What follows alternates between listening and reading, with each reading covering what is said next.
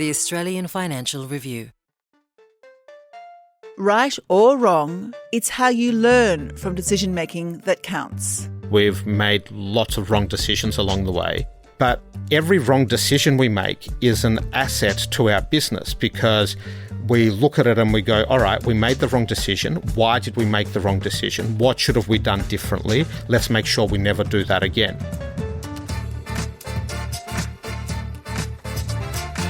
Welcome to 15 Minutes with the Boss, a podcast about success, failure, and all the lessons learnt along the way.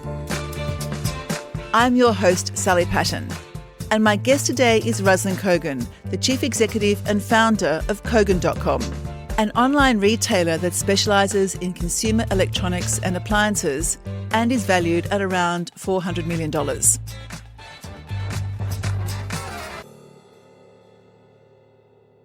Hi, Ruslan. How are you? Thank you so much for coming in. Lovely. Thanks, Sally. So good to be here. We haven't got much time. We've only got 15 minutes, so I'm going to start the clock right now. And my first question is about your morning routine. What time do you get up? Do you drink coffee first thing? I wake up around 6 a.m. Used to drink a lot of coffee, don't drink any coffee anymore. Then it would involve either going for a run or some resistance training, followed by a sauna and a plunge. And then I have all of that wrapped up in time to wake the kids up and then head into the office. So you're a sauna and plunge man. Why do you do it? It's almost like meditation. Like when I think about what a sauna does, it's like you definitely can't have your phone or laptop in there. So you're definitely switched off from work and you can't have those in the plunge either. So, lots of health benefits to it now coming out as well. But yeah, I've loved it for 20 or 30 years. Now, Ruslan, have you had a pivotal moment in your career, something that happened, a project that you worked on that changed the nature of what you were doing? I wouldn't say so. Like thinking back on it, it's just been a case of ensuring we're better today than we were yesterday. And like if you look at the business today, it's completely different to what it was 20 years ago when we started. But there wasn't anything along the way that completely changed the business. We had big launches, like we launched initially with just a private label range, and then we added third-party brands to the business. Then we added services and Kogan Mobile and Kogan Internet and Kogan Money. Then we launched a marketplace. So there's been these big shifts in the business, but all of it, looking back, has seemed just small incrementality. We're ensuring that we're always looking at the marketplace, questioning things and thinking about how can we improve. So do you consciously go to work every day thinking, how can I do a little bit better or how can we perform a little bit better than we did yesterday? Yeah, one of our core values internally written on the wall at Kogan.com is there is always a better way. So we know that the way that we operate today is just the best way we've come up with so far. And there is a better way, and that everything in the business is up for question, is up for debate, no matter where you are in the organisation, no matter how senior you are, no matter how long you've been with the business. Every decision needs to be justified from first principles, because that's what causes the innovation to happen, that when everyone in the room is comfortable to say, well, why are we doing that? Like the worst thing in our business that wouldn't get you very far is if you're asked, why do we do that? And you say, oh, that's just how we've always done it. That is something in our culture that we try and make sure never happens. So when you were young, did you always want to set up your own business? How did you see yourself years into the future? I started businesses from like 9 years old. So I have always loved commerce, innovation and running a business. So when you were 9 years of age, what was your business? First one was collecting golf balls. So we lived in the Housing Commission flats in Elstonwick near the golf course. And I would walk along the fence line on the golf course and see that there's lots of balls that lazy golfers wouldn't pick up. So I would collect all of those, wash them, put them in egg cartons and then sell them back to the golfers. It was like 50 cents a ball, but at that time that was big money for a 9-year-old. Yeah. And what did you do with the money? It made me pimp of the milk bar. Fantastic. Now, Ruslan, what is the best piece of career advice you've ever been given? I think that Nike prints the best career advice and just the best advice for entrepreneurs or business people in general, and that is just do it. I see too often that there's a lot of umming and ahhing about decisions, and it can slow things down considerably. So if you're in a certain career and you're not sure if it's the right one for you, or should I stay in this job, like just the fact that you're having those thoughts probably means no. Move on, do something else, pursue your passion. It'll be much better for everyone. For entrepreneurs that have an idea and aren't sure whether to take the next step or not, I'd say just do it. I speak at a lot of entrepreneur conferences and try and give as much advice to budding entrepreneurs as possible. And it's sad whenever I see someone with a great idea and they'll have a chat to me, and then I see them a few years later and I'll say, how's the idea going? And they're like, oh yeah, I'm still thinking about it. So indecision and inaction are the enemies of progress, not only in the business world, but for how people develop personally. So how do you think about that when you're, in that case, probably making decisions about all sorts of things with not all the information available? Because, arguably if we waited for all the information to be available, it'd be too late and we'd be dithering. Yeah.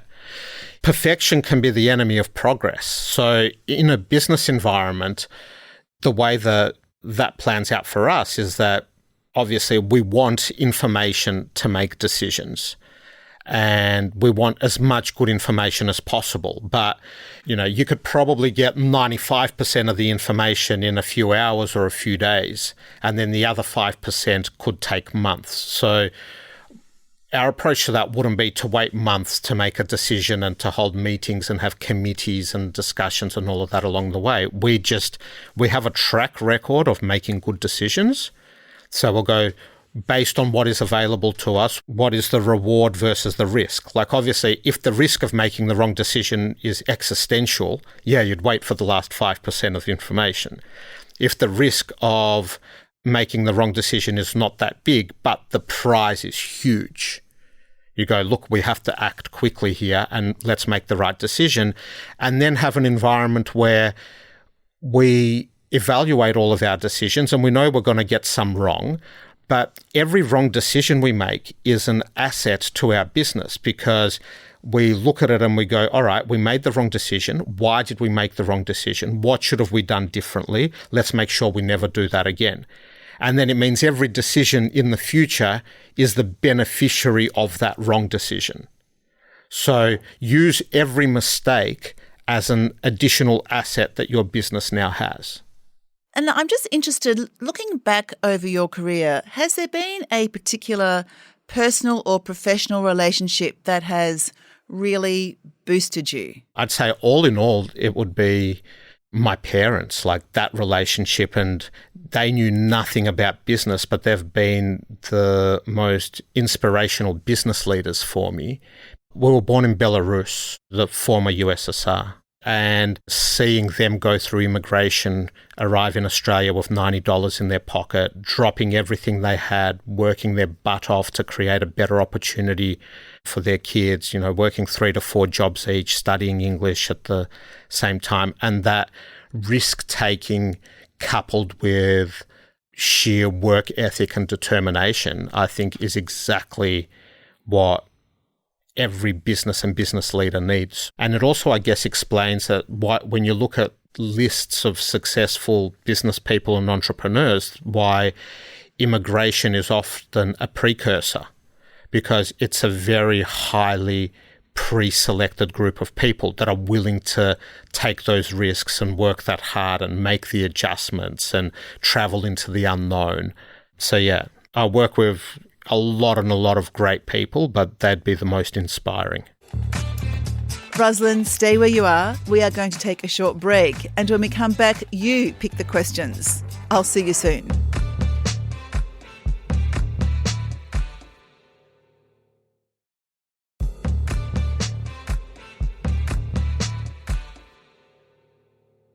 Welcome back to 15 Minutes with the Boss.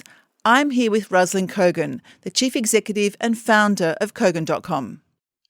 Now, Ruslan, in front of me, not you because we're in different cities, is a cardboard box with around 15 questions inside. I'm going to pick out some on your behalf, so you'll need to trust me. Are you okay with that? Ooh, I'll take your word for it. I'll watch it closely. Okay, here I go. What's the hardest thing about leadership? It can be very lonely when you have issues or challenges pop up.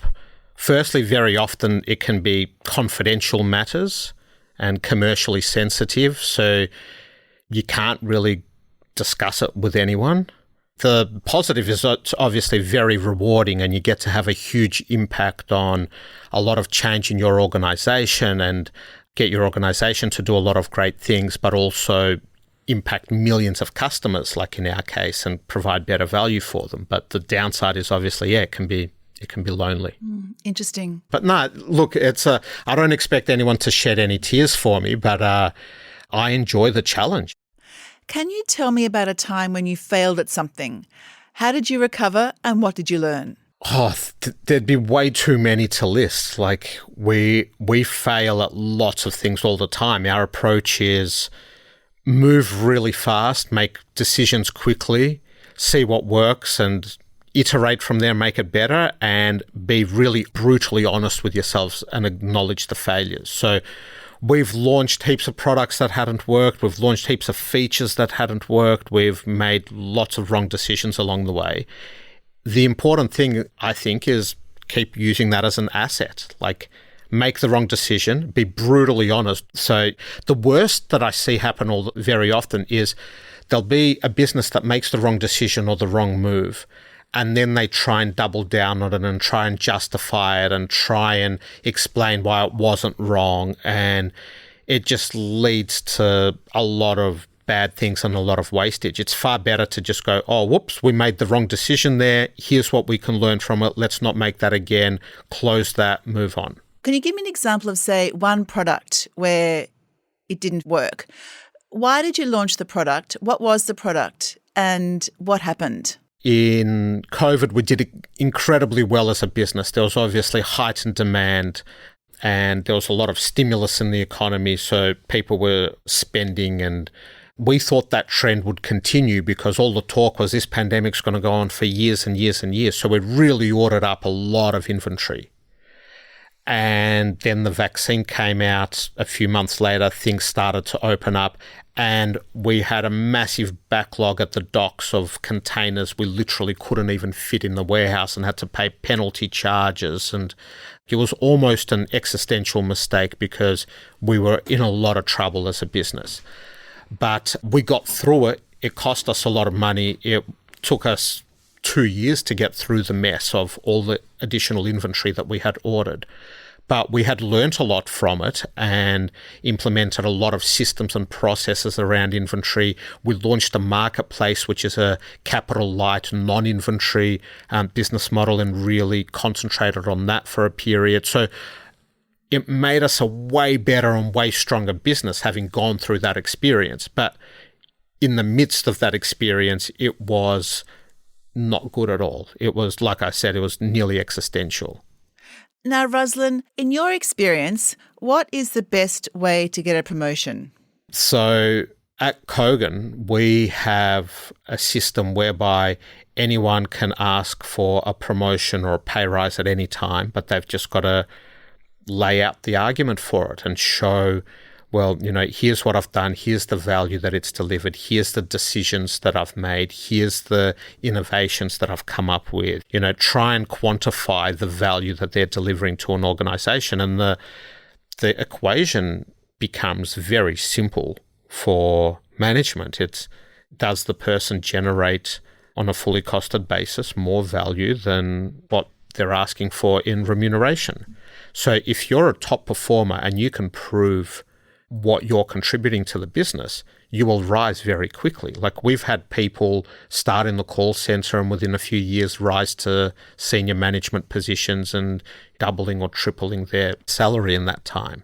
That's how we like to operate, and it's a win-win. It's a win for our team members and it's a win for the business. I have one more question for you, which we ask all our guests, and that is, if you weren't the chief executive of Kogan, what do you think you would be doing? I probably would have founded another business or started another business, and if not that, would probably be an engineer or coder at a Google or Anthropic or OpenAI or something like that. And so when you say you want to be a coder, I thought coding was going to be replaced by AI. Nah, I think coders, if anything, are becoming more and more valuable. So what AI is doing is it's a multiplier. So if you're good, it's making you very good. Even in our organisation now, we're seeing engineers becoming 10x engineers. So you still need to be using the productivity tool. So in the same way, there's coders who can do a lot more and write better code and get context on their environment a lot quicker and be a lot more productive. On that note, Ruslan, our time is up. Thank you so much for allowing us to spend 15 minutes with the boss. It's been really fantastic. Lovely. Thank you for having me, Sally. And thank you to everyone for listening. If you like the podcast and you want to hear more, consider sharing the podcast or writing a review, as it helps us to reach more people. And follow us wherever you get your podcasts. At the Financial Review, we investigate the big stories about markets, business and power. For more, go to afr.com and you can subscribe to the Financial Review, the daily habit of successful people, at afr.com/subscribe. This podcast was hosted by me, Sally Patton, produced and edited by Iona Rennie. Head of audio is Alex Gow, and our executive producer is Fiona Buffini. See you next week.